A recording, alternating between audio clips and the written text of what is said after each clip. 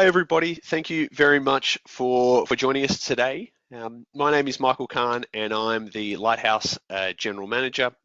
And today's session is all about how to create an analytics-driven quality assurance program.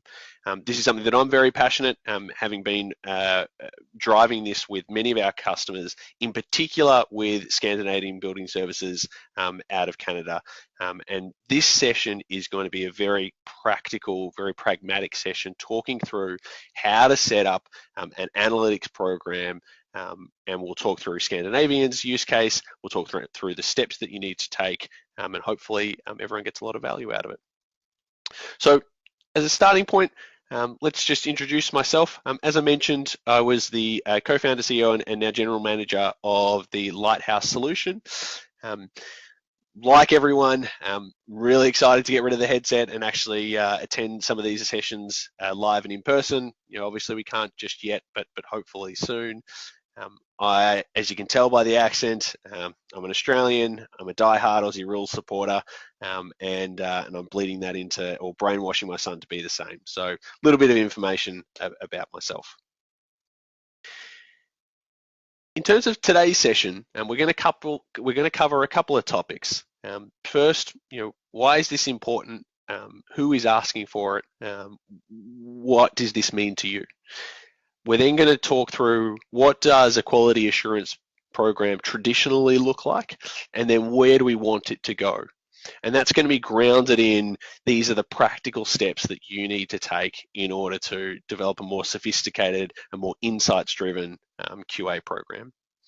And then finally, we're going to have a look at what good looks like, in particular, talking through the Scandinavian case study. So I guess the best area to start is, why do we want improved analytics on our QA programs? Why do we want improved insights into how our inspections or our surveys or our quality of service is being performed? And the first key reason is that our customers, your customers, are demanding more.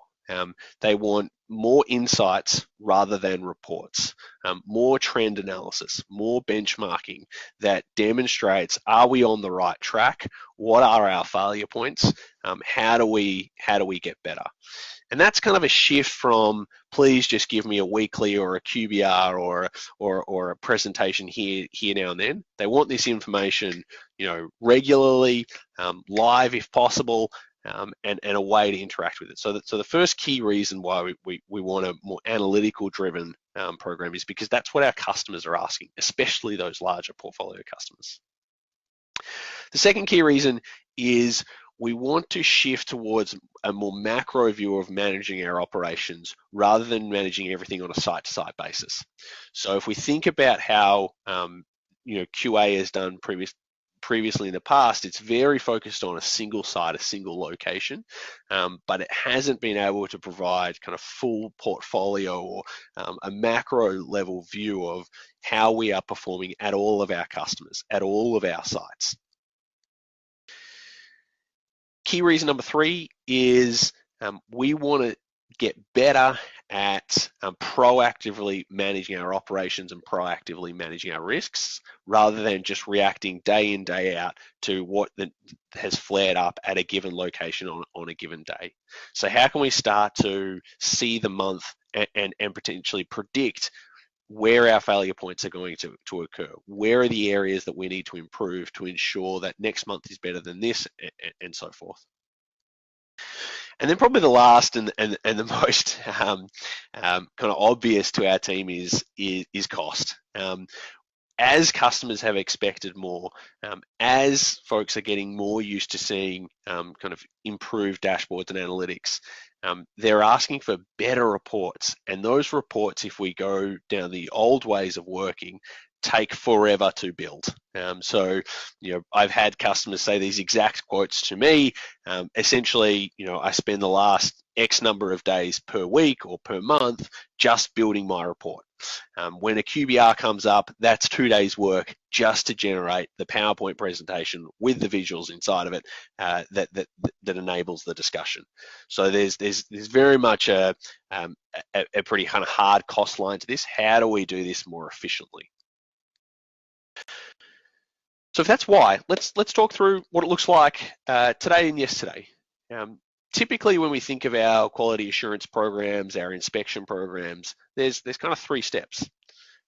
First is we go out on site, be it a supervisor, an area manager, a district manager, and we perform that inspection. Maybe it's of the bathroom, maybe it's of the entire property, maybe it's of multiple properties. We're performing that inspection potentially on pen and paper or through some sort of digital tool like a lighthouse. When there's an error or a deficiency, we notify and try and resolve it then and there. But then when it gets to the end of the week, the end of the month, the QBR, we're downloading or inputting all of that data into an Excel file and then creating those visuals on the fly or creating those graphs on the fly. Now, there's some benefits and reasons why we've been doing this in the past. It's really simple to execute. It's a good way of addressing failures then and there on site. And it works well for single sites. If you've only got one commercial tower, if you've only got one customer, this is a good process because it doesn't need to scale. The problems are though, if you do need to scale, it's not suited for portfolio accounts. So let's say your customer is a retail bank with 1,000 branches. Trying to provide analytics on this across all of those stores, very difficult to crunch all that data.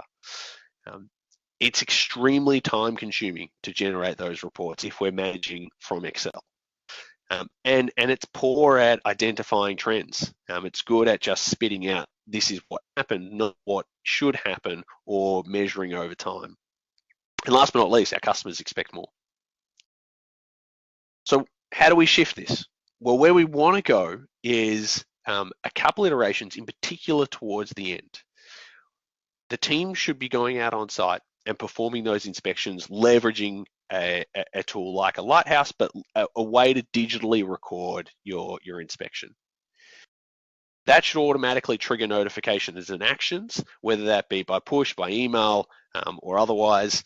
And then that should feed a live dashboard with real analytics that demonstrates the performance, forecasts where we're heading, and delivers that information to the right people, be it your management or customers. This structure or this setup is different in that the analytics are created instantly and live.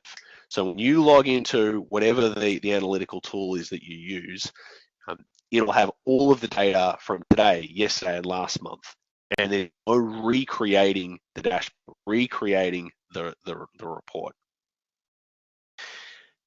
It identifies poor performance automatically or systematically, so anomalies can be spotted, exceptions can be called out.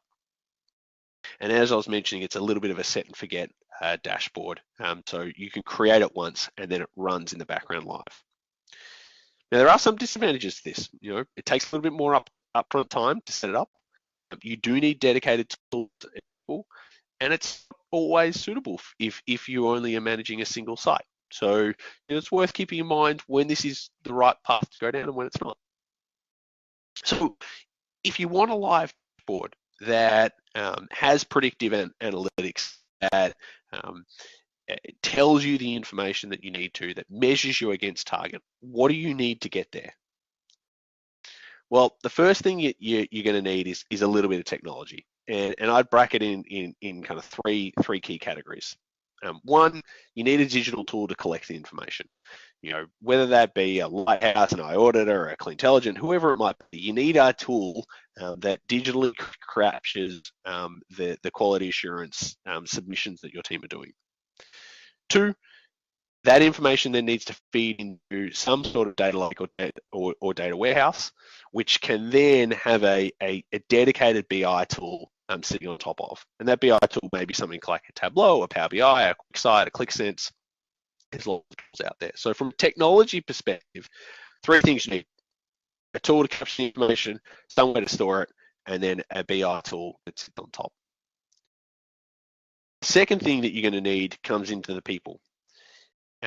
In order to effectively create, understand, iterate on those dashboards and analytics, you do need either a data scientist or a data analyst that has some experience. It's what we've found is it's not necessarily reasonable to expect our existing team to be able to transition from building Excel graphs to using a BI or an analytical tool. So the first thing you need is a data analyst or a scientist working with your field ops managements and potentially working with your customer so that you can iterate and understand what are the metrics that matter. What is the information? What is a true benchmark? How do we iterate the forms? And then the third requirement, if it gets to process, so technology, people, process, when you're developing your quality assurance program, you want to be creating standard forms and templates. You want to be making sure that the questions are structured so that they drive analytical answers. So less free text, much more drop downs.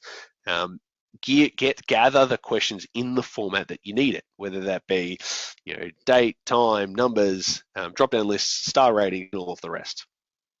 And the last key point that I'll say there is that you want to iterate on these dashboards or iterate on this process, in particular in the early stages, pretty frequently, because what you'll find is you'll set up what you think is the perfect set of questions, you'll build the analytics tools, you'll build the dashboard, you'll present it to the client, and then you'll realize that some of those questions need to be changed to capture more information or information in the type that can then be analyzed to give you the answers you want. So if they're the kind of three things that that you need from a technology, people, and process standpoint, what does it look like? And this is kind of key to speak to because Scandinavian, the team that sponsored this presentation, they have gone through this process. So they took every step. They implemented Lighthouse in order to capture the activity live out on site. They hired a dedicated data scientist who is helping to develop and iterate those dashboards to provide the great insights to their customers. They worked really closely with the operations and the customer team so that the metrics that and the dashboards they build make sense and measure the right things. And they went from launch to live in about 12 weeks. And they're continuing to iterate. That's not the end of the story, that's the start. But if you go to Scandinavian and ask, hey, can you create live dashboards? Like, can I see the activity from yesterday? No worries. Can I see a forecast or can I see an insight on how we're performing by geography, by employee, by type of activity? No worries. Log in, see it all directly in there. So look, this was a really quick whistle tour on how to start to generate an analytical capability for your quality assurance program. Obviously, I can't cover it all, and that was pretty quick. But would be very welcome to questions. Very welcome to speaking after the show to answer any questions as well. But otherwise, thank you very much for your time, and look forward to any questions that you might have. Otherwise, feel free to reach out. And a final shout out to Scandinavian, who do a great job servicing their customers. Thank you very much.